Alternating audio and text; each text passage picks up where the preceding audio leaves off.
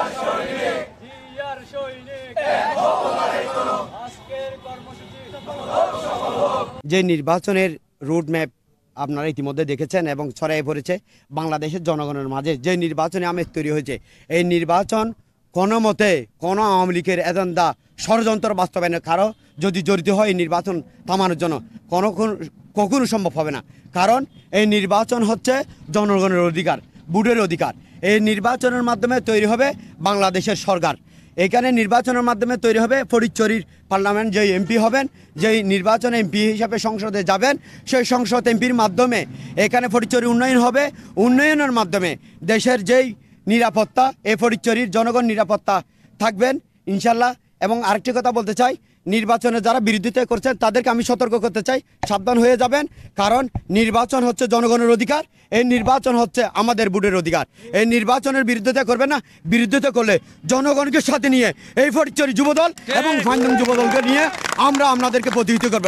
নির্বাচন সঠিক টাইমে হবে এবং এই নির্বাচনকে ঘিরে আমরা যে প্রত্যেক মানুষকে আমরা মেসেজ দিতে চাই, আগামী যে সংসদ নির্বাচন হবে যুব সমাজ এবং ছাত্র সমাজকে রক্ষা করার জন্য, দেশের জনগণের অধিকার রক্ষা করার জন্য দানের শীষের বিকল্প নাই।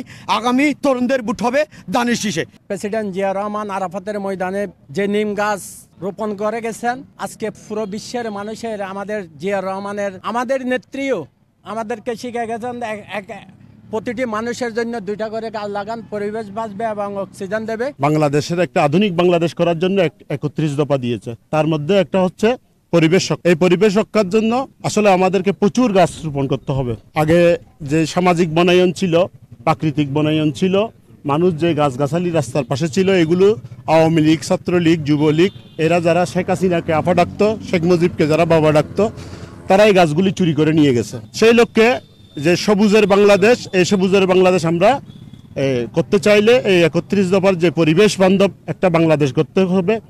এখানে আমরা সামাজিক বনায়ন করতে হবে, প্রাকৃতিক বনায়নকে রক্ষা করতে হবে।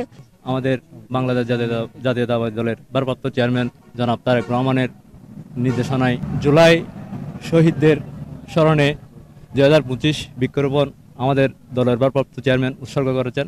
দলের এই রুলস ফলো করে আজকে আমরা পাঁচজন ইউনিয়ন যুব দলের পক্ষ থেকে বৃক্ষরোপণ আমরা আজকে উদ্বোধন করতে যাচ্ছি।